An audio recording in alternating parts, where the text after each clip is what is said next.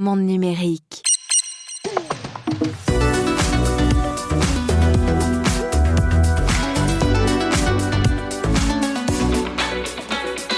Salut et bonne année 2025. Oui, c'est bien Monde numérique que vous écoutez. Bienvenue dans l'hebdo, le premier de l'année, avec un tout nouveau générique qui nous accompagnera tout au long de l'année.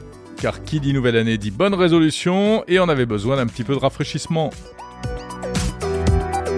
Alors pour ce premier épisode de l'année 2025, on part vers de nouvelles aventures et on part tout d'abord en direction du CES de Las Vegas qui ouvrira ses portes dans quelques jours. Un événement à vivre sur Monde numérique.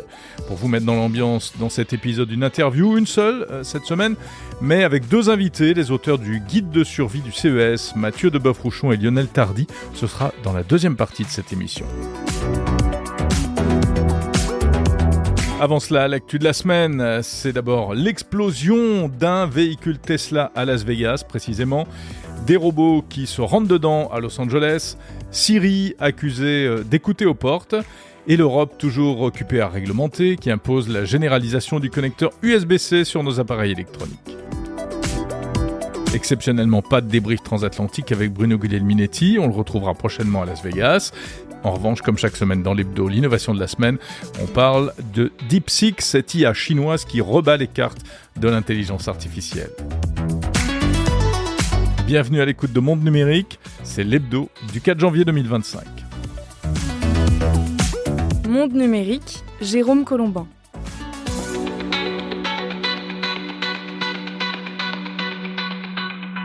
Je suis sincèrement ravi de vous retrouver pour ce nouvel épisode qui marque l'entrée dans la 5e saison de ce podcast. Monde numérique, c'est le meilleur de la tech, disponible sur toutes les plateformes de podcast, sur YouTube, sur vos assistants vocaux également, et puis sur le site mondenumérique.info. Je vous souhaite une très belle année 2025. Qu'elle soit placée sous le signe de l'innovation, de la curiosité et pourquoi pas de quelques grandes révolutions technologiques qui nous attendent peut-être encore cette année. Alors un épisode un peu spécial, on n'est pas encore tout à fait en vitesse de croisière. D'ailleurs, c'est une version unique de l'hebdo. Un épisode donc presque entièrement consacré au CES de Las Vegas, qui ouvrira la semaine prochaine, avec une longue interview, je l'ai dit, dans la deuxième partie de cette émission. On va tout vous dire sur à la fois le programme de l'édition 2025 du salon, mais aussi sur le CES, ce qu'est ce salon. Et puis, ce sera bien sûr à suivre, jour après jour, à partir du 6 janvier, avec un épisode spécial quotidien, un compte-rendu quotidien, et puis bien sûr, des interviews recueillies sur place. Je vous invite également à me suivre sur les réseaux sociaux, sur X, LinkedIn, Instagram, Facebook, TikTok et même Blue Sky ainsi que YouTube pour des instantanés en vidéo, en direct du salon. À l'heure où vous écoutez ce podcast, je suis en route pour Las Vegas. Et c'est d'ailleurs en partie grâce à vous, qui avez contribué financièrement à ce projet grâce à vos dons. Merci donc aux tout derniers donateurs Mathieu, Nicolas, Olivier, des dons aussi modestes soient-ils parfois qui déjà font extrêmement plaisir sur le principe et qui vont permettre de contribuer à faire face aux frais d'un déplacement comme celui-ci. Il est encore temps d'ailleurs si vous le souhaitez de contribuer en allant tout simplement sur le site mondenumérique.info ou en cliquant sur le lien en description de cet épisode. L'actu de la semaine. C'est l'image choc de ce début d'année, un Cybertruck Tesla en feu devant l'hôtel Trump à Las Vegas. Ça s'est passé mercredi dernier, le 1er janvier. Bilan, plusieurs blessés autour du véhicule et un mort, l'homme qui était au volant de cette voiture stationnant juste devant l'entrée de l'hôtel. C'est l'un des deux drames qui endeuillent l'Amérique en ce début d'année avec l'attentat en Nouvelle-Orléans. Alors vous allez me dire, c'est pas vraiment une info liée à la technologie, cette histoire-là, mais quand même, le fait que ça soit passé à Las Vegas, cela interpelle, car cette explosion est survenue quelques jours avant l'ouverture du CES, et en plus dans un véhicule Tesla. Alors que s'est-il passé ? Bien, à l'heure où j'enregistre ce podcast, on ne le sait pas encore exactement. On sait juste que l'homme était un militaire en permission. Il semble qu'il se soit donné la mort d'une balle dans la tête à l'intérieur du véhicule, avant l'explosion de celui-ci, qui contenait des feux d'artifice et des bidons d'essence. l'essence, apparemment. En tout cas, un hôtel lié à Donald Trump, un véhicule lié à Elon Musk, on s'est demandé immédiatement s'il n'y avait pas une motivation politique. Et puis, il y a l'aspect Tesla et le fait qu'il s'agisse d'un véhicule électrique a évidemment suscité immédiatement des interrogations sur une possible défaillance de la batterie. Elon Musk a volé au secours de sa marque en tweetant plusieurs fois pour indiquer qu'on n'avait aucune information concernant ce qui s'était réellement passé d'un point de vue technique. Et d'ailleurs, il semble qu'en fait, le quasi-blindage du Cybertruck ait plutôt permis d'atténuer la force de l'explosion. Ça se passe aux États-Unis toujours, un accident peu banal qui est une sorte d'apéritif peut-être de ce qui nous attend pour les années à venir. Un accident sans gravité heureusement.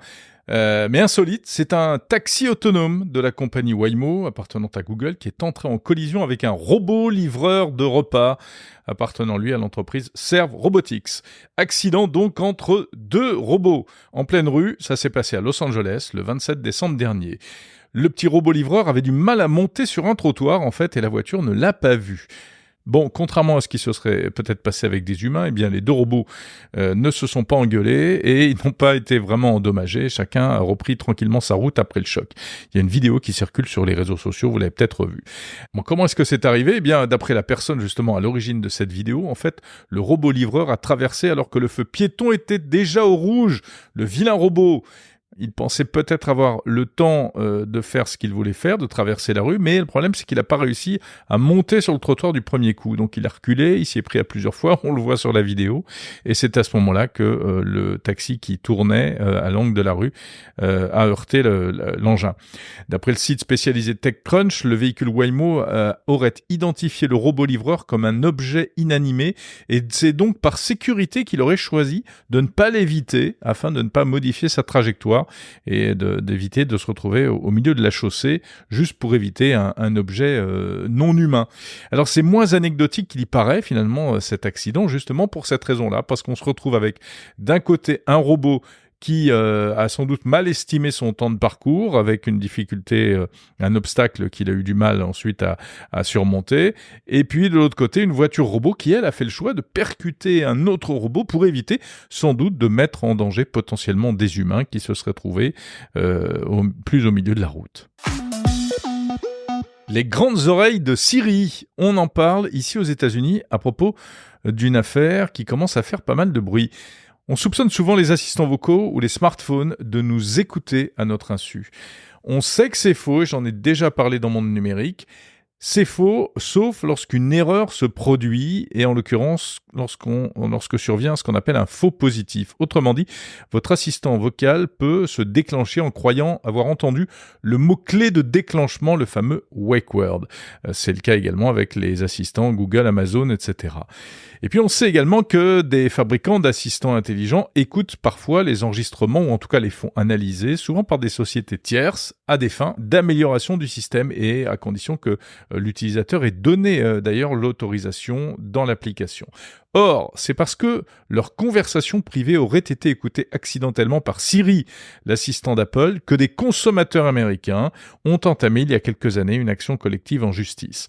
Le recours faisait suite à une enquête du média britannique The Guardian, parue en 2019, qui affirmait que des sous-traitants d'Apple entendaient régulièrement des conversations privées portant par exemple sur des sujets médicaux, sur des usages de stupéfiants, ou même encore des enregistrements de couples en train d'avoir des relations sexuelles. Ça, c'est ce que disait le Guardian.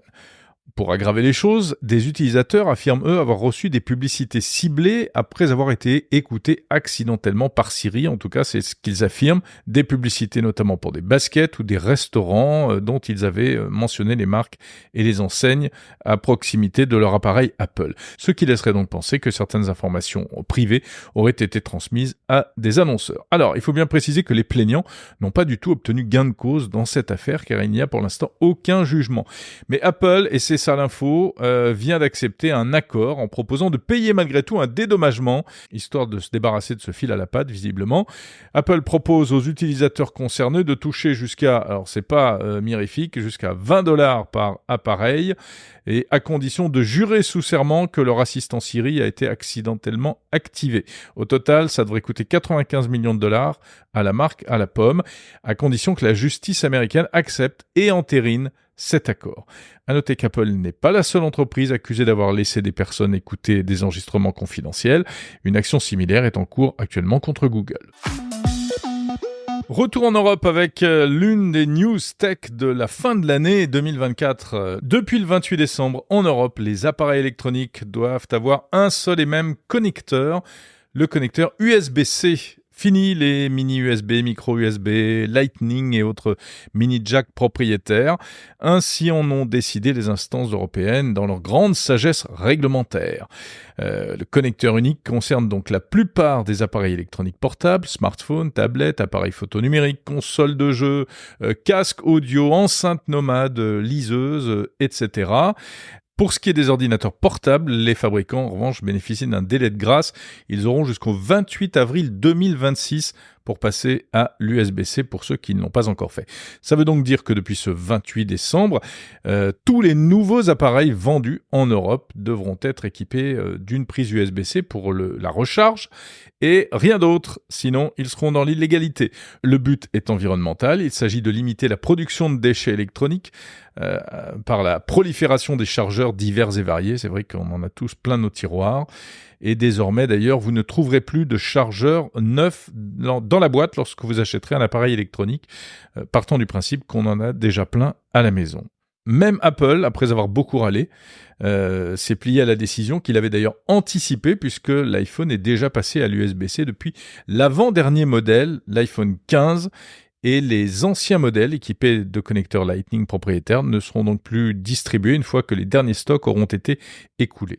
Sur le principe, ce n'est pas une mauvaise idée, cette décision. On peut quand même se demander si, d'une part, ça ne risque pas de freiner l'innovation technologique, car que se passera-t-il demain si un autre type de connecteur, meilleur, plus petit, plus pratique, plus économique, même au niveau environnemental, est trouvé. Et puis à noter que ça ne règle pas non plus la question des différences de puissance entre les différents chargeurs. Si vous branchez un ordinateur sur un petit chargeur USB de smartphone, il risque de ne pas se recharger faute de puissance. À l'inverse, un smartphone connecté à un gros chargeur très puissant, s'il n'est pas équipé d'un système de régulation, pourrait se mettre à chauffer. Enfin, au regard des grands enjeux actuels liés au numérique, on peut se demander si cette histoire de chargeur n'est pas un petit peu dérisoire et s'il n'y aurait pas d'autres priorités. Chaque semaine dans l'hebdo, je vous propose un focus sur une innovation technologique en particulier. C'est l'innovation de la semaine. Et cette semaine, je dois vous parler d'intelligence artificielle pour changer, avec un nouveau modèle d'IA particulièrement puissant, qui a une particularité. En plus, il est chinois. Et oui, on est plutôt habitué, il faut bien l'avouer, aux innovations américaines dans ce domaine, mais voici la preuve que les États-Unis n'ont pas le monopole de l'innovation en IA. L'empire du milieu se fait remarquer avec ce nouveau LLM baptisé DeepSeek, DeepSeek V3.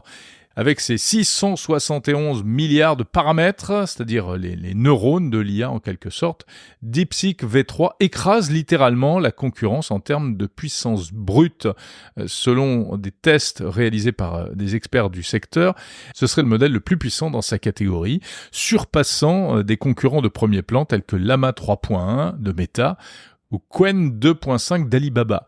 Il afficherait des performances exceptionnelles, notamment dans des domaines comme la génération de code informatique, la traduction, encore bien sûr l'écriture de texte. Et puis il a une autre particularité, ce DeepSeek, il est open source. Ça signifie que n'importe qui peut se l'approprier et aussi savoir exactement ce que contient son code informatique, ce qui d'une certaine manière est une garantie intéressante pour un modèle venant de Chine, à propos duquel on pourrait éventuellement avoir quelques craintes, mais là, il y a donc moyen de s'assurer qu'il n'y a pas un petit bout de code un peu trop curieux caché à l'intérieur. En tout cas pour la version téléchargeable du modèle. DeepSeek V3 est disponible en effet sur Hugging Face ou encore sur GitHub, des plateformes connues des professionnels. Et puis pour le grand public, pour vous et moi, il y a une interface web à laquelle on peut accéder en allant sur le site chat.deepseek.com. Vous pouvez l'essayer, c'est gratuit. Enfin, il y a également une API. À noter que ce DeepSeek intègre aussi une fonction de recherche sur le web, comme ChatGPT, enfin comme le nouveau SearchGPT ou encore Perplexity. Enfin, last but not least, comme on dit, ce qui rend DeepSeek V3 vraiment remarquable, c'est son coût extrêmement modéré pour une telle puissance, puisque son développement n'aurait coûté que 5,5 millions de dollars, ce qui est minime par rapport aux centaines de millions de dollars de l'entraînement de GPT-4 par exemple, et son coût d'utilisation via une API s'avère également très compétitif. Alors, il y a quand même quelques limitations. D'abord, sa taille imposante qui nécessite une très grosse infrastructure informatique, autrement dit beaucoup de serveurs. Et puis, par ailleurs, moi je l'ai testé sur l'aspect recherche en ligne et c'était pas brillant, il faut bien le dire, avec quelques erreurs factuelles, comme par exemple le fait d'attribuer le podcast Monde Numérique à Radio France et avec pour animateurs et animatrices des gens qui ne sont pas du tout moi-même.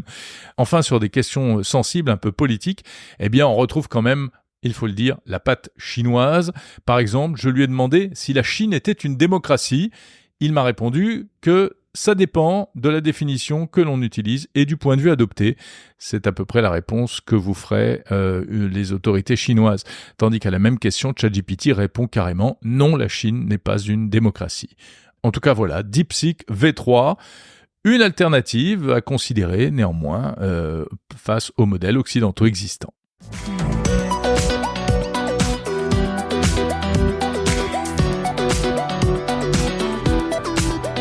Plus de 4000 exposants, 135 000 visiteurs venus de 150 pays, plus de 5000 journalistes. Le salon CES de Las Vegas, le plus grand salon high-tech du monde, ouvrira donc la semaine prochaine. C'est l'événement qui, chaque année quasiment, marque l'ouverture de la saison high-tech, pourrait-on dire. Alors, le salon ouvrira officiellement mardi 6 janvier, le soir, en France. Mais il y a, comme chaque année, des événements aussi en amont. Il y a des présentations, le CES Unveiled, etc., les conférences de presse, les keynotes des grandes marques et tout. Et je vous raconterai l'essentiel de ces annonces dans le podcast Monde Numérique, donc restez à l'écoute. Pour vous mettre dans l'ambiance tout de suite, je vous propose de retrouver mes invités de la semaine, qui sont de vrais connaisseurs du salon de Las Vegas.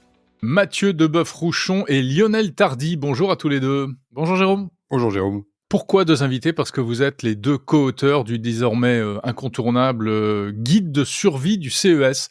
La nouvelle édition, évidemment, vient de sortir. Ça fait combien d'années que vous faites ce guide ? Ça fait 5 ans, c'est la 5e édition. 5e édition officielle et quelques éditions qui étaient plus confidentielles, dédiées aux délégations qu'on accompagnait avant. Et voilà, ça fait 5 ans que c'est officiellement publié. On est très content de cette 5e édition. Pas mal. Alors, ce qui est intéressant dans votre guide, c'est que ça permet de se projeter avec quelques jours d'avance dans ce salon de Las Vegas. Vous allez nous dire tout à l'heure un peu quelles sont les tendances que vous avez repérées, parce que vous avez passé en revue la liste de tous les exposants, toutes les innovations, tout ce qui va être présenté, enfin de tout ce qu'on sait à l'heure actuelle. Mais c'est aussi un guide, et ça c'est amusant, même si tout le monde ne va pas au CES, c'est aussi un guide qui s'adresse à ceux qui se rendent au CES de Las Vegas. C'est aussi un guide pratique, c'est bien ça. Une grande partie, Jérôme, de ce guide est axée sur la préparation. Lionel Tardy. Oui, comment je me fais une place, c'est-à-dire en fonction de mes centres d'intérêt, en fonction des halls d'expo que je vais fréquenter, où je vais être hébergé, quel type d'hôtel je cherche, comment je vais me déplacer sur place, etc. Et puis ça va jusqu'aux boîtes de nuit ou quelques spectacles pour ceux qui ont le temps qu'ils pourraient éventuellement fréquenter. Donc c'est vraiment une partie très dense qui finalement au bout du compte occupe quasiment une petite moitié du livre sur vraiment la préparation, alors un peu d'histoire de Las Vegas, mais surtout un peu d'histoire du CES, mais surtout vraiment des tips and tricks réels qui sont à usage professionnel pour pouvoir mieux manager sa visite. Alors justement, c'est quoi ? Qu'est-ce qu'il faut savoir quand on va au CES de Las Vegas ? Déjà, il faut savoir que c'est un salon exceptionnel qui dure presque une semaine, et en plus c'est pour nous Européens à l'autre bout du monde, donc c'est forcément un peu une aventure. Mais comment est-ce qu'il faut se préparer pour aborder cette aventure ? Est-ce que vous avez juste quelques tips précisément ? Allez, je commence parce que je sais que si je donne la parole à Mathieu, il en a pour 10 minutes. Se préparer, c'est d'abord se préparer à marcher. Et donc la localisation. Dans la moquette qui monte jusqu'aux genoux, tout ça. Ouais, parfois, Bonne assez expérience. honteux sur certains stands. Tu as raison. On reconnaît l'expert qui marche aussi sur cette moquette tous les ans. Mais c'est clair qu'il faut s'apprêter à marcher et il faut pas se dire que le plan de Las Vegas que l'on peut avoir quand on fait une petite recherche sur Google Maps, c'est quelque chose qui ressemble à une ville européenne. Alors nous, on est parisiens, mais à une ville européenne. C'est-à-dire que quand on regarde la largeur d'une avenue, bon, on a la largeur d'une avenue parisienne. Bon, les avenues de Las Vegas, ça sont juste 3 à 4 fois plus larges. Donc, Ouais. les unités de dimension, on se dit, bon, on n'est pas loin. Une petite anecdote. Bon, une grosse partie de l'exposition, notamment toute la partie start-up, se passe au Venetian Campus, donc l'hôtel Palazzo Venetian, et on se dit, tiens, je vais trouver une chambre au Flamingo. C'est pas très très loin. Ah, ben, c'est pas très loin. Il faut juste 20 minutes pour faire le Flamingo, le Venetian. Donc, ça fait partie des choses où on fait alerte, et là on parle pas d'hôtels qui sont un peu plus excentrés, on parle de ceux qui sont vraiment autour. Donc on s'apprête à marcher, et donc il faut trouver les bonnes dispositions en fonction de ces objectifs et des rencontres que l'on a envie de faire sur place. C'est vrai. Moi, je me suis fait piéger plusieurs fois. Comme les hôtels sont gigantesques, eh bien, on a l'impression qu'ils sont tout près. Mais en réalité, ils sont tous très loin les uns des autres et on se déplace beaucoup plus souvent en voiture, en VTC, en taxi qu'à pied. Enfin, on peut marcher un peu, hein, mais on est vite limité. Mathieu de Boeuf-Rouchon, il faut vraiment se préparer physiquement, et puis aussi il faut s'organiser pour savoir ce qu'on va y faire pour que ce soit profitable, cette histoire-là. Bah, c'est un peu dans la continuité de ce que dit Lionel. Tu le soulignes à très juste titre, la préparation et le facteur temps. Considérez que les journées débutent très tôt, idéalement à 5 heures ou 6 heures du matin, plus facile pour nous en début de CES en tant qu'Européens, pour recartographier les sujets qu'on doit traiter, pour identifier la façon dont on va s'organiser dans la journée, puisque le CES s'ouvre à 9 heures à peu près. De 9 heures à 18 heures, il faut être sur le floor. C'est 9 heures à peine, pendant lesquelles, si on n'a pas d'objectif, si on se déplace sans savoir vraiment où on va, si on a mal organisé les zones d'exposition, si on n'a pas préparé son parcours, naturellement, ce temps est un temps qui est perdu, est un temps qui est irrattrapable. On conduit en moyenne sur le CES une trentaine de réunions, au-delà des rencontres, hein, dans la semaine, une réunion vraiment business, de partenariat, avec des potentiels partenaires ou des partenaires technologiques clés. On rencontre beaucoup de personnes. Le temps est une condition à la réussite du CES, et pour optimiser son temps, la préparation, c'est-à-dire que chaque point de rencontre doit être identifié. Il faut 80% de choses déjà préétablies et 20% de temps dédié à la sérendipité, au fait de se balader et de laisser libre cours à une rencontre fortuite, comme on pourrait peut-être l'avoir cette année. On espère le rencontrer, le Ropet, qui est ce robot compagnon qu'on va avoir sur sa table de nuit, comme un petit chien que l'on va caresser, et qui fait que bien qu'on y aille pour du professionnel, il y a des fois quelques petits gadgets qui nous font marrer et qui font le succès, et souvent ce que l'on retient d'ailleurs en premier lieu, souvent d'ailleurs du CES de Las Vegas. Voilà, mais la préparation, les rencontres, les objectifs, savoir pourquoi on y va, sont essentiels. Et puis le matériel, prenez 2 batteries. Si j'ai un conseil à vous donner, un seul, c'est laisser votre chargeur toujours dans votre poche, un autre en plus, et toujours chargé en économie de batterie par défaut, parce que sinon à 16 heures vous avez plus de batterie, et puis 16 heures c'est le début de l'autre journée du CES, c'est-à-dire le début de l'apéritif, des after-work, des rencontres, des dîners professionnels, et ensuite tout ce que l'on pourra faire dans la nuit, professionnel, j'entends, puisque Bien sûr. on n'est pas forcément les bienvenus à Las Vegas, faut le dire souvent, parce que les acteurs de la tech travaillent trop, ne dépensent pas assez, c'est ce que nous disent les taxis à chaque fois qu'on les rencontre. Ouais, c'est vrai. Ils sont moins sur les machines à sous et dans les taxis que les autres visiteurs habituels de Las Vegas. Non, c'est intéressant ça. Il y a effectivement prévoir plusieurs batteries. Alors c'est encore pire quand on est dans les médias et que le matériel est une chose très importante. Il faut des caméras, il faut des micros, il faut quelque chose qui soit souple, transportable, pas trop lourd en même temps, performant, tout ça. On peut noter aussi, je sais pas si je pense que vous me contredirez pas, mais paradoxalement, ça a beau être un salon de high-tech, les communications sont pas toujours faciles, même si ça s'est un peu amélioré ces dernières années. Mais moi, j'ai toujours été frappé par le fait que il y a une telle saturation, il y a une telle concentration de gens, en plus hyper connectés, qui ont tous 1, 2 ou 3 appareils communicants. Du coup, il y a plus de réseau et il est parfois très difficile de communiquer, hein, en fait, au CES. On en a subi l'expérience une fois. On pourra te raconter une anecdote très surprenante d'une interview de Gary Shapiro où effectivement on avait appuyé sur le bouton, mais je pense que le réseau était pas suffisamment là. Résultat des courses, en 2017, on avait rien enregistré. Mais voilà, ce sera une private joke. Mais dans les faits, effectivement, le réseau est critique sur le CES. Faut pas l'oublier. C'est-à-dire que alors ça marche mieux quand même depuis quelques. Nous, on est en 4G, quasiment, 4G, Ouais. 5G tout le temps, en lieu et place du Wi-Fi qui est disponible, ce qui nous assure déjà peut-être une meilleure couverture, moins de problèmes ces dernières années, mais on sent que sur certains halls, c'est quand même compliqué de passer des gigas de photos par jour ou des gigas de vidéos, parce que si on peut donner d'ailleurs un autre conseil, c'est que dans ces médias qu'on enregistre, c'est de tout stocker le plus rapidement possible en ligne, parce que naturellement, ça va être exploitable rapidement. Et puis, quand on prend une photo d'un stand accessoirement, photo d'ensemble, photo du produit, vidéo de la démo. Voilà, comme ça, on a à peu près tout ce qui nous permet de rebondir derrière. Et tout ça, faut l'envoyer en ligne. Et il faut souvent le partager en live. Et je pense que d'ailleurs pour toi, dans ton quotidien, le fait que le studio de François notamment se déplace sur place, c'est beaucoup plus pratique. Tout à fait. Alors ça, c'est pour la partie, voilà, un peu la cuisine interne pour les gens qui vont au CES, qu'ils soient exposants, visiteurs, journalistes, etc. Il faut donc rappeler qu'on y va pour des raisons, les professionnels, ils vont pour des raisons professionnelles, soit pour se montrer, faire du contact, soit pour découvrir des innovations dont ils auront besoin dans leur business dans les mois qui suivent. Revenons maintenant un peu à l'essence du salon. Pourquoi ce CES, Consumer Electronics Show de Las Vegas, est-il aussi important et comment se fait-il qu'il arrive à continuer à maintenir son leadership? J'ai lu dans votre livre, dans votre guide, que c'était donc la 57e édition. Il faut rappeler un petit peu brièvement, comme on le fait chaque année, l'histoire du CES de Las Vegas. Oui, Lionel? l'histoire du CES, c'est d'abord un salon qui s'adresse à l'électronique grand public comme son nom l'indique. C'est très simple.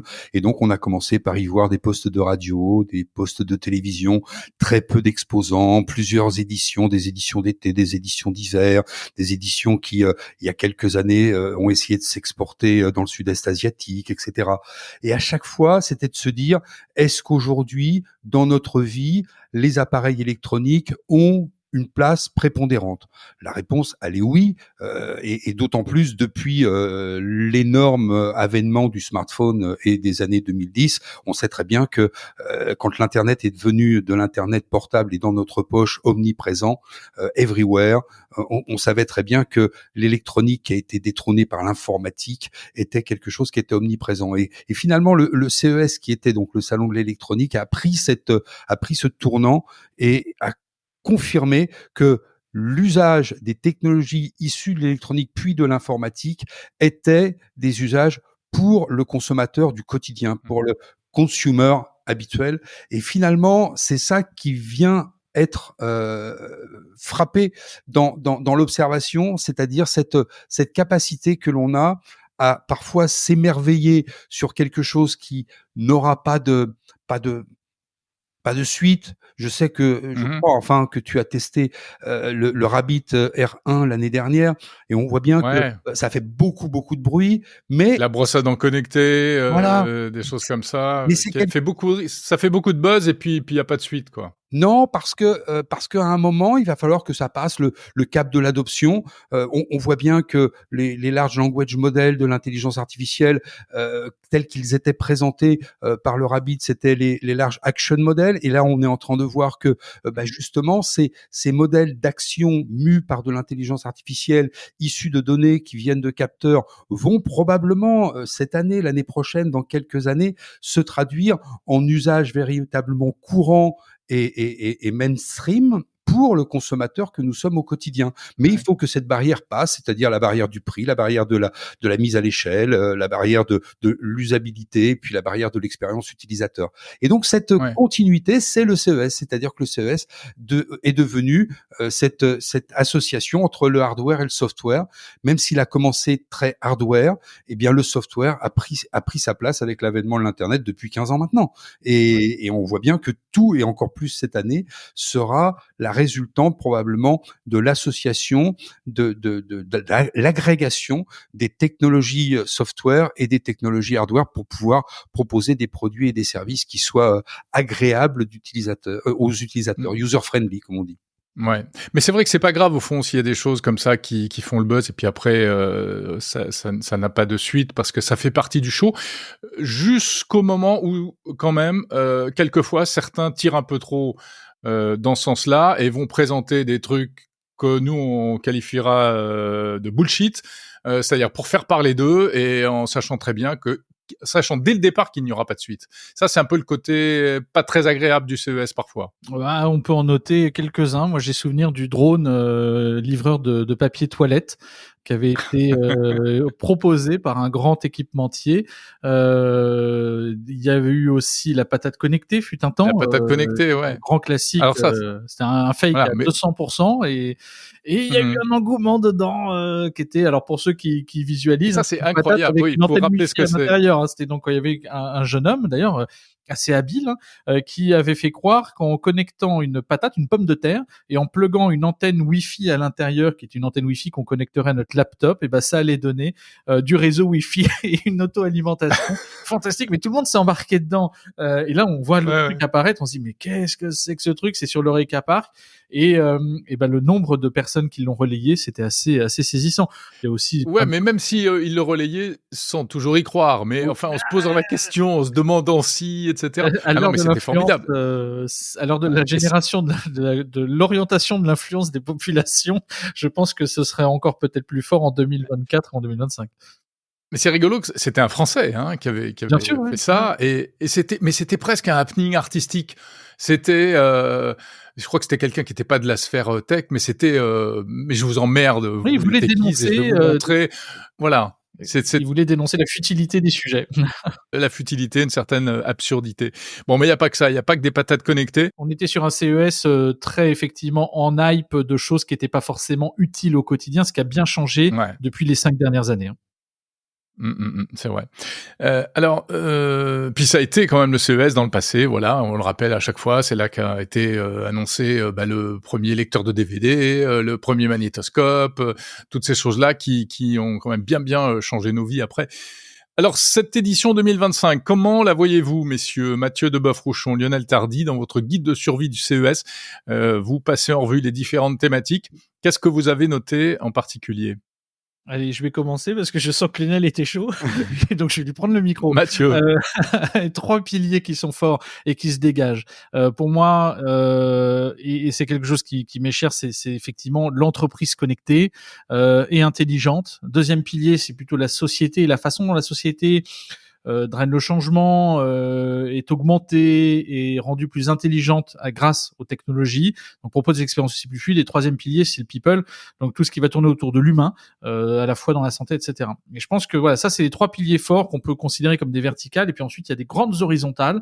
Première horizontale qui est clé, c'est quand même d'aller, et ce qu'ils ont appelé d'ailleurs la CT1, c'est Beyond the Frontiers of Intelligence, aller au-delà des frontières de l'intelligence, comprendre que l'intelligence artificielle générative qui plus est complètement diffuse, de plus en plus diffuse dans notre environnement, et qu'elle est finalement source de cas d'usage qui sont exceptionnellement intéressants dès lors que l'humain est préservé dans son intégrité, dans sa capacité à garder le leadership et le contrôle de la technologie. Ça passe par le traitement des données, ça passe par plein de choses, mais d'aller aux frontières et ce fait de rendre l'IA plus diffuse.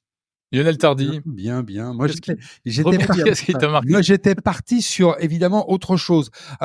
Mais comme tu l'as annoncé tout à l'heure, la santé, donc dans la partie du troisième pilier, qui est la partie de l'être humain, de nous en tant que... Ouais, la e-santé, ça devient une valeur sûre du CES, enfin un incontournable. Hein. Complètement. D'autant plus que la santé aujourd'hui, avec les traitements Edge, c'est-à-dire les traitements sur les dispositifs qui vont permettre, avec une confidentialité optimum, on voit bien les essais que fait Apple pour intégrer de l'intelligence artificielle avec de la sécurité des données, on va avoir des traitements qui vont pouvoir capter de l'information, traiter l'information et n'expédier vers le dispositif de santé, vers le système de santé que les informations utiles ou le résultat du traitement qui aura été fait sur place. Et ça, c'est grâce à de l'intelligence artificielle embarquée, et ça on le verra beaucoup. Moi, ce qui m'avait très surpris, indépendamment de ces 3 piliers, alors c'est peut-être un peu en amont, on n'en a pas parlé, mais avant au CES, on appelait les différentes zones du CES, puisqu'il y en a 3, on les appelait Tech quelque chose. Alors il s'était pas cassé, hein. Tech West, Tech South, Tech East, on a compris les points cardinaux. Et là, ils ont complètement changé. D'abord, depuis plusieurs années, on nous parlait d'une technologie qui est bien pour demain, pour maintenant, pour le nouveau, pour le futur, etc. Alors il y avait une gradation qui se faisait de plus en plus proche. Et cette année, la ligne éditoriale, c'est immersion, diving. Et ensuite, les noms de ces zones ont changé. On les a appelés campus. Et donc, plonger dans un campus, c'est dire aux visiteurs, et c'est ça que je trouve aussi important dans l'orientation du CES, c'est dire aux visiteurs, venez vous plonger dans ce que la technologie pourra faire pour vous demain.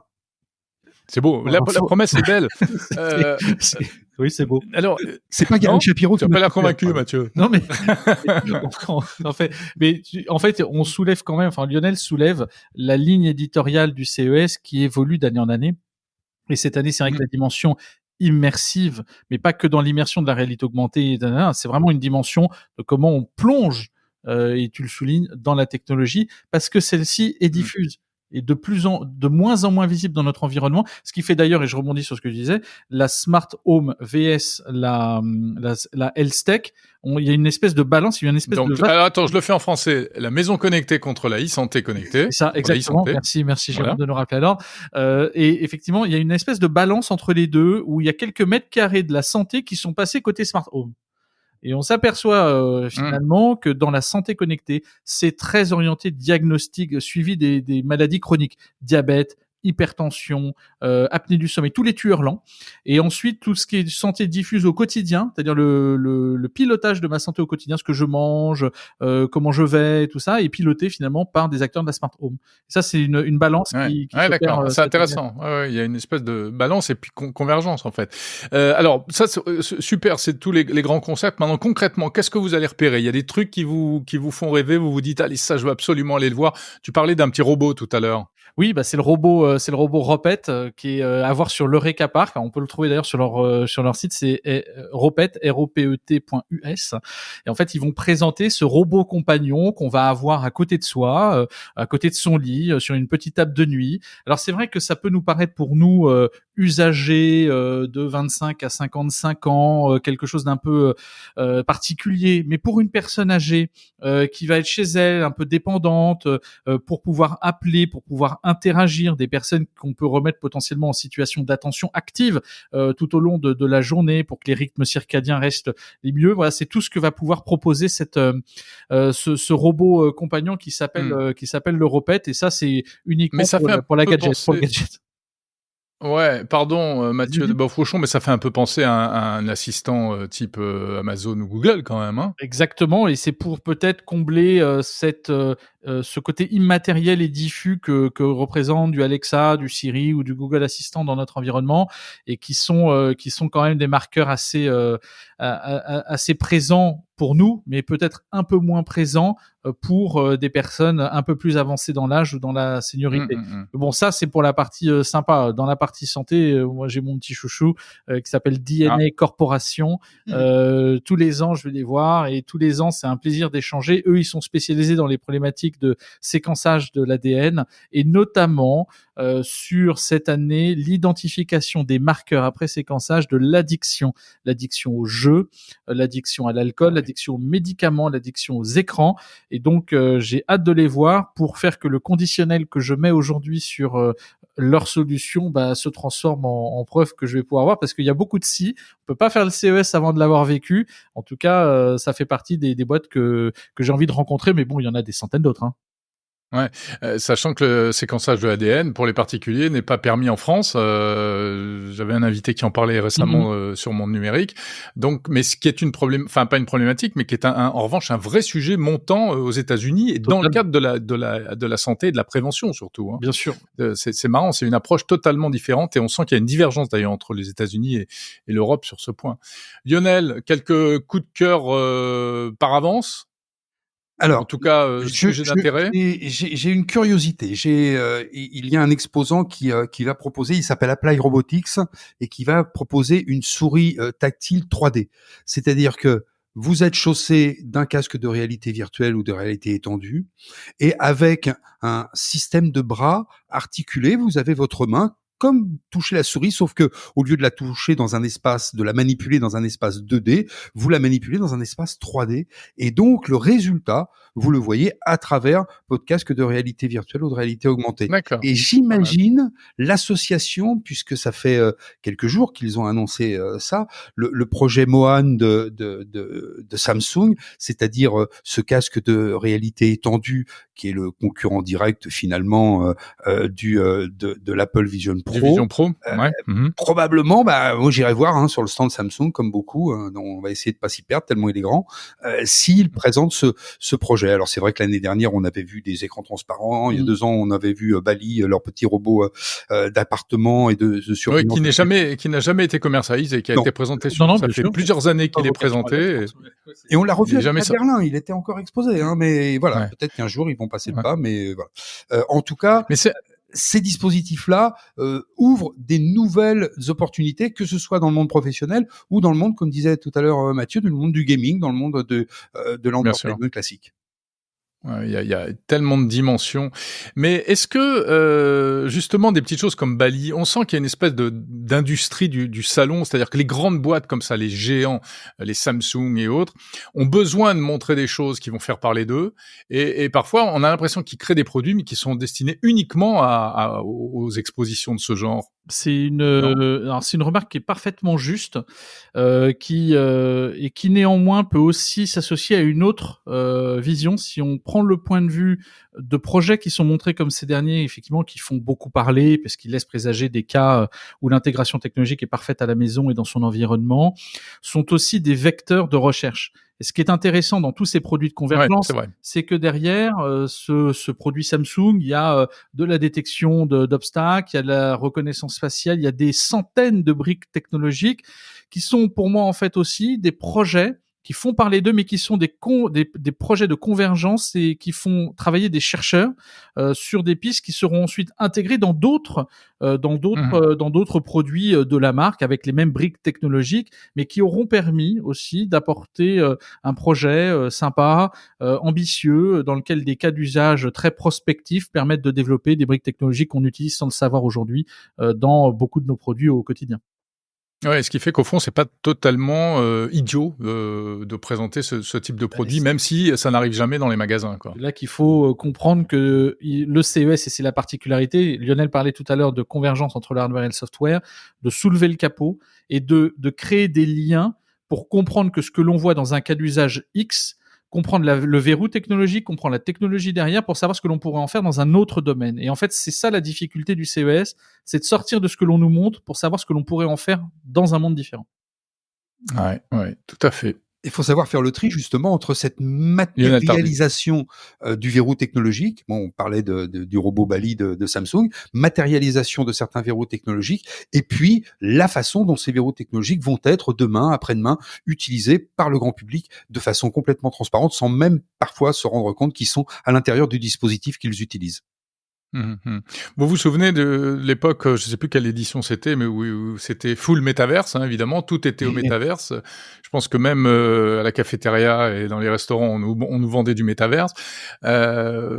Cette année, vous pensez que ça va être full IA, full réalité mixte, réalité augmentée, parce qu'il y a eu quand même des choses cette année pas intéressantes, et on devrait en voir le prolongement probablement au CES. Bon, sortie du Vision Pro, ça s'est concrétisé. Le projet Orion de Meta, des espèces de super lunettes hyper intelligentes aussi. Moi, je me souviens des produits présentés notamment par le chinois TCL, qui sont assez en avance, toujours en matière de lunettes connectées. Est-ce que vous avez repéré des choses dans ces domaines-là ? C'est-à-dire vraiment des équipements. On peut peut-être faire le feedback qui est intéressant, c'est le retour en arrière, entre guillemets, de Meta sur les lunettes connectées VS le métaverse. Et quand tu regardes finalement, il y a quelques années, leur sujet de moonshot et de vouloir faire, en termes de projet complètement dingue, une mise à jour du statut Facebook par la pensée. En fait, tous ces travaux de recherche ont été presque annulés sur les sujets de neurosciences, en tout cas minorés, pour revenir à des éléments autour du bracelet. Et en fait, tous les POC ou toutes les preuves de concept qu'on a pu voir de Facebook Research qui sortaient un petit peu partout, qui permettaient de taper sur une table comme si on avait un clavier, et en fait la compréhension du clavier venait de l'analyse des muscles de l'avant-bras notamment, fait que à terme, et on le voit bien sur la dernière conférence, les lunettes connectées qu'a présenté Mark Zuckerberg dans sa conférence, il y avait des mouvements des doigts qui étaient interprétés justement par un bracelet qui permettait d'interagir avec une interface qui apparaissait dans la lunette, enfin la future lunette qui sera peut-être la future Meta Ray-Ban à terme, augmentée au-delà des caméras. Donc on voit que les sujets sont extrêmement intéressants.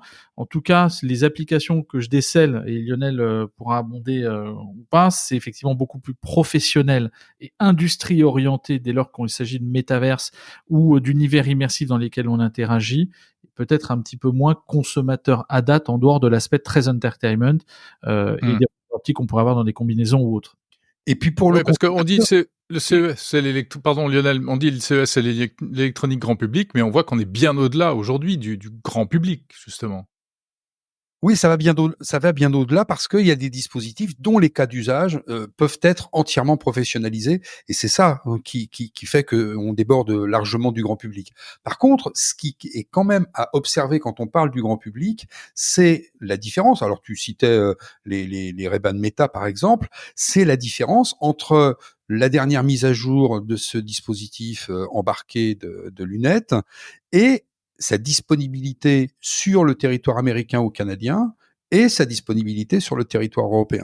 C'est-à-dire que là, on voit que la technologie, quelles que soient les petites étoiles qu'elle fait briller dans nos yeux quand on voit un cas d'usage ou une démonstration, on voit que derrière, il y a une méfiance très importante, notamment du législateur ou des législateurs européens, pour essayer de comprendre ce qui se passe derrière, parce qu'on sait bien que le chiffre, c'est 19 000 milliards de dollars, qui est la capitalisation des 8 plus grosses sociétés américaines, qui font 8 fois la capitalisation du CAC 40. Et donc ces gens-là, ultra puissants, ultra prédateurs sur l'ensemble des technologies, on voit bien, on discutait avant notre intervention, notre entrevue, sur une entreprise, une start-up qui a failli se faire racheté dans la santé par un GAFAM, alors lequel, peut-être Microsoft, puisqu'il y avait une visite de Satya Nadella sur son stand l'année dernière. C'était une start-up qui était justement dans la captation non invasive de l'évolution de ton taux de glycémie. C'était relativement important. Et bien ça, on voit bien que l'Europe est très frileuse. Alors peut-être parce que c'est pas nous qui manageons ces technologies, même si on a quelques très très grands chercheurs qui essaiment de par le monde en intelligence artificielle, l'Europe reste très très frileuse. On la voit sur les voitures autonomes, on la voit sur l'utilisation de l'intelligence artificielle. Alors ce bras de fer, est-ce que c'est un vrai bras de fer ou est-ce que c'est vraiment de la frilosité? Qui a raison? C'est une question qu'on se posera encore cette année quand on parcourra les dispositifs proposés au CES. C'est vrai que c'est un point intéressant, surtout parce qu'on a vu en cette année 2024 très concrètement ce que ça pouvait avoir. Frilosité, avoir comme conséquence à la fois la frilosité, mais aussi notre propension à la réglementation pour tout et n'importe quoi, je dirais, puisque voilà, Apple, Meta, OpenAI ont retardé, voire ne diffusent pas du tout leur technologie et leurs solutions en Europe. Donc ça commence à être un vrai problème. Est-ce que vous pensez qu'on va sentir ce schisme? Et puis en plus là-dessus sont venus se greffer des événements politiques, l'élection de Trump qui annonce sans doute un repli de l'Amérique sur elle-même, etc. Est-ce que vous pensez qu'on va sentir vraiment ce hiatus entre l'Europe et les États-Unis cette année au CES? Ça se ressentira, je pense, sur le C-Space Campus, qui est le lieu dans lequel il y a majoritairement les conférences, et pour lequel il y a, alors je l'assimile beaucoup à un mini South by Southwest en fait, le C-Space Campus. Il y a un autre événement américain, très intéressant, à la tech, un peu foufou, et qui est intéressant parce qu'en fait, je pense que c'est plutôt là-dedans dans cette partie-là qu'on va en parler. Cette dimension, elle se ressent beaucoup dans l'analyse qu'on peut faire du salon, dans l'analyse de ce qu'il en est dit, un peu moins dans le quotidien des startups que l'on va rencontrer. Donc en fait, effectivement, par contre, il va y avoir à terme un vrai sujet de ce côté-là sur la disponibilité de ces fonctionnalités et aussi sur le traitement de la data qui va y être associé, qui aura le rapport de force, le législateur ou le consommateur et ses lobbies. C'est toute la question qu'il faudra à un moment ou à un autre se poser. Mais oui, ça va un peu comme la 5G l'a été en 2017 ou 2018 au CES, à cristalliser toutes les tensions qu'il y a pu y avoir avec la Chine Chine vs l'Occident. On verra très certainement arriver ce débat, même si fondamentalement les Américains sont aussi vigilants sur ces sujets-là aujourd'hui, avec le Cloud Act notamment, par exemple. Mais en tout cas, c'est un sujet qui va occuper une partie des discours, bien naturellement, parce que si tu te projettes sur l'avenir, tu as ce driver en tête. Enfin, on sent qu'il y a quand même des sujets qui sont plus dans l'esprit des Européens que dans l'esprit des Américains. Je pense aux données personnelles, à la protection de la vie privée, et puis à l'environnement, où voilà, ça en parle beaucoup. C'est pas le même prix. Il en est beaucoup question sur les stands des Français. Il en est beaucoup moins question de ces questions-là sur les autres stands. Messieurs, bon, on pourrait en parler des heures, puis alors que le CES a même pas commencé.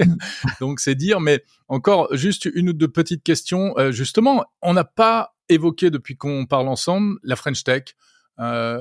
Traditionnellement très présente au CES, très bel espace, ça a été magnifique pour le rayonnement de la tech française ces dernières années, mais on sait que, encore une fois, en 2024, ça a été très chaud pour la French Tech, beaucoup de faillites, une perte de visibilité, etc. Elle en sera où, la French Tech? Vous savez un peu? Ils seront présents autant que les années précédentes? Alors, si on en croit le plan publié par la CTA et donc l'emplacement, l'espace... La CTA, donc c'est leur comité d'organisation du CES. Donc l'emplacement est un petit peu plus réduit que ces 2 dernières années, mais il reste encore extrêmement bien positionné. Mais en fait, l'emplacement de la French Tech se situe essentiellement à l'Eureka Park, qui est le cœur de l'innovation des startups. C'est-à-dire que on voit très peu de sociétés françaises. Alors, si on en voit quelques-unes. Alors, faut pas être méchant. Oui, il y a Dassault Systèmes, voilà, il y a des gros quand même ailleurs. OP Mobility, qui est Plastic Omnium renommé, enfin, qui sont eux sur les très grands halls d'exposition. Mais très peu, en fait, on a l'impression quand même. Alors, est-ce que c'est notre politique française, européenne? Je ne sais pas à quel niveau ça se situe, mais qu'il y a un blocage au moment où il faut passer à l'échelle. Alors il y a des petites pépites. L'année dernière, on s'était amusé avec les skis de chez Ski Wheel. Tout le monde, même les journalistes. Les skis à roulettes, les skis à roulettes électriques, c'est ça. C'était génial. Bon, mais là, ok. On n'en voit pas beaucoup dans les rues, non, quand même. non encore. C'est très dangereux. Jamais. Mais c'est super dangereux. Sur les sujets peut-être plus fondamentaux, plus sérieux, qui s'attaquent à des briques technologiques, on ne voit pas vraiment d'une année sur l'autre. Et nous, comme toi, ça fait quand même pas mal d'années qu'on passe quelques jours par an là-bas, et on ne voit pas ces sociétés grossir et passer justement de ce petit hall avec des stands de 6 mètres carrés aux halls qui sont de l'autre côté du parcours de golf du Wine. C'est ça, à $600 le benché. Avec des stands qui font plusieurs dizaines, voire quelques centaines de mètres carrés. On ne voit pas ça. Et toujours à 180, entre 130 et 140 startups à peu près, qui vont être présente sous l'égide de Business France. La région Aura également bien présente sur un espace juste à côté, toujours sur le périmètre de l'Eureka Park. Peut-être un peu moins effectivement de start-up tel qu'on avait pu le voir aussi, et on avait peut-être été mal habitué sur les années pré-Covid. Là, en tout cas, la préparation est nettement différente par rapport à il y a 5 ou 6 ans. Chacune des startups est accompagnée sur pourquoi, comment, quels objectifs, mise en relation préalable. Donc, il y a vraiment une dimension actionnable du CES qui est à noter. Les Français seront bien présents à différents endroits, massivement sur l'Eureka Park, un peu sur le LDCC bien sûr, dimension chez Business France Automotive si je me trompe pas. Voilà, donc oui, il va y avoir beaucoup de Français, on va encore beaucoup parler français. Tant mieux. Mais effectivement, on sera pas dans les chiffres qu'on avait pu avoir pré-Covid. C'est fini l'heure de gloire de la France au CES. Donc c'est vrai qu'on parlait énormément français dans les allées. On avait l'impression parfois d'être sur un salon français. On a été mal habitué sur les années pré-Covid. Peut-être. Mais bon, c'est très qualitatif. Par contre, effectivement, chacune sait exactement pourquoi elle est là. Et leur niveau de préparation est excellent. Non pas qu'il ne l'était pas avant, mais en tout cas, il est vraiment très très fin aujourd'hui. C'est-à-dire qu'on a Allez, messieurs, des qualités, quantité contre qualité. Voilà, parce qu'on a été, bien sûr, il y a quelques années, sur la quantité. Voilà, on a été il y a quelques années, je crois, la 2e nation représentée après les États-Unis évidemment, puisqu'ils jouent à domicile, alors que là, on s'est fait largement dépasser par la Chine, la Corée, etc., etc. Voilà. Mais c'est vrai qu'il y avait Non, quantité, pas toujours qualité, malheureusement. Une dernière question, Exactement. messieurs. Finalement, est-ce que, bien qu'il y a le CES, mais on voit que les grandes entreprises de tech aussi, c'est fini le moment où elles réservaient leurs annonces pour le mois de janvier à Las Vegas, de Apple à Samsung, en passant par OpenAI, par Google, Microsoft, etc. Toutes ces grandes boîtes aujourd'hui ont ce qu'on appelle leur keynote, ou en tout cas leurs événements tout au long de l'année où elles annoncent leurs nouveautés. Le but du jeu étant de pas se marcher sur les pieds les unes les autres et en même temps de se faire concurrence. Bref, parfois on se dit mais qu'est-ce qui reste au CES ? Est-ce que d'après vous, ça reste toujours un salon incontournable ? Ça reste le Lionel salon Tardy. où on vient toucher justement les annonces qui ont pu être faites quelques semaines ou quelques mois, mais la plupart du temps c'est sur le dernier semestre que les annonces se font en pré-CES ou éventuellement même sur le dernier trimestre. Et là, on peut venir les toucher, on peut venir les voir. Tout à l'heure, quand je vous parlais de la proposition de ce concurrent du Vision Pro d'Apple par Samsung, l'idée c'est de se dire on va peut-être aller pouvoir le toucher, l'essayer et voir ce qu'il y a derrière. Est-ce qu'il est absolument fantastique ? Est-ce qu'il est potentiellement beaucoup plus cher, beaucoup plus facile à porter, plus léger, moins léger, plus encombrant, moins encombrant, etc. Donc, les annonces se font parce que c'est sûr que sur un laps de temps très court, de 4 jours d'exposition plus 2 jours d'annonces presse et de relations, et de keynote qui précèdent ces 4 jours, c'est vrai qu'on a une petite semaine où si tout le monde se mettait à tout annoncer à ce moment-là, ça serait vraiment une collision terrible. Oui, c'est vrai. Donc ils préfèrent prendre de l'avance, mais Il vaut mieux que ce soit étalé, en fait. ils font la promotion du CES finalement, parce que quelque part les gens se déplacent pour venir voir réellement ce que eux ont annoncé, que ce soit Honda, que ce soit Sony, que ce soit tous ces grands acteurs historiques du CES. Tout à fait. Ouais. Mathieu, le mot de la fin, ça vaut le coup d'aller au CES alors encore cette année ? Bien C'est sûr, ça bien sûr. Pourquoi ? Mais parce que le CES reste un marqueur. Les annonces sont souvent faites avant et on a toujours dit que c'était une caisse de résonance aux annonces du dernier trimestre. Donc ça reste le cas. Nvidia fait de très belles annonces, les grands constructeurs font de très belles annonces. C'est des keynotes qui donnent de la perspective et c'est un salon qui a l'avantage par ce positionnement tout début janvier de donner le là aussi de l'année. Et c'est un salon pour lequel il y a énormément d'entretiens, de réunions, d'ateliers de travail, de collaboration. On a un temps de cerveau disponible qu'il est impossible presque d'avoir sur d'autres événements. Donc, c'est au-delà d'un temps d'exposition, d'aller toucher les produits, comme le disait Lionel, un temps d'échange, un temps où, malgré le fait que nous parlions de technologie, d'IA, de choses que l'on ne voit ou qu'on ne palpe pas, un temps profondément humain pour construire finalement les solutions qui vont abonder en termes de proto dans l'année, en termes de produits ou de solutions à venir dans les années qui viennent. C'est un rassemblement d'êtres humains passionnés autour de la technologie aussi, il faut le noter. Merci Mathieu Deboeuf-Rouchon et Lionel Tardy, co-auteurs du guide de survie du CES. Où est-ce qu'on le trouve ce guide d'ailleurs ? Qu'on soit déjà sur Amazon, aux États-Unis ou pas ? principalement si vous voulez être livré dans les temps, puisqu'ils ont l'avantage de livrer assez rapidement.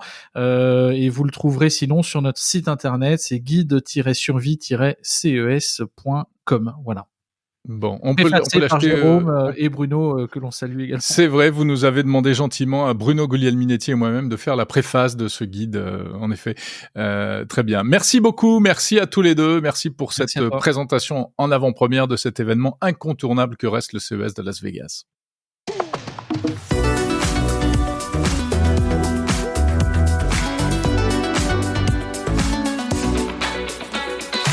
Voilà, c'est la fin, ou plutôt le début du CES, la fin de cet épisode de l'Hebdo. J'étais ravi de passer ce moment avec vous, de repartir comme en 40 pour cette nouvelle saison de Monde Numérique. 5e saison, donc merci pour votre fidélité tout au long de ces années. Et puis surtout, continuez, restez avec nous cette année encore en 2025 pour vivre la tech. N'oubliez pas de noter ce podcast sur votre plateforme d'écoute si c'est possible, parce que c'est pas la même chose sur toutes les plateformes malheureusement. Sur Apple Podcast, 5 petites étoiles, un commentaire, ça fait toujours plaisir. Vous pouvez me trouver sur les réseaux sociaux également. Alors surtout d'ailleurs, allez-y sur les réseaux pendant la période du CES, parce que vous verrez, j'essaierai de mettre au maximum des petits posts, des messages, des vidéos, etc. Vous pouvez laisser des commentaires également sur Spotify, j'ai oublié de le dire, ou sur Podcast Addict aussi. Dites-moi ce que vous pensez de ce nouvel habillage musical. Me dites pas que vous n'aimez pas, parce que je vais pas changer. Et puis surtout, n'hésitez pas à faire connaître ce podcast autour de vous. On se retrouve la semaine prochaine, enfin on se retrouve même dès lundi matin pour une quotidienne consacrée au CES de Las Vegas, et puis le best-of en fin de semaine. Voilà, portez-vous bien, bonne semaine, pleine de tech plus que jamais, salut.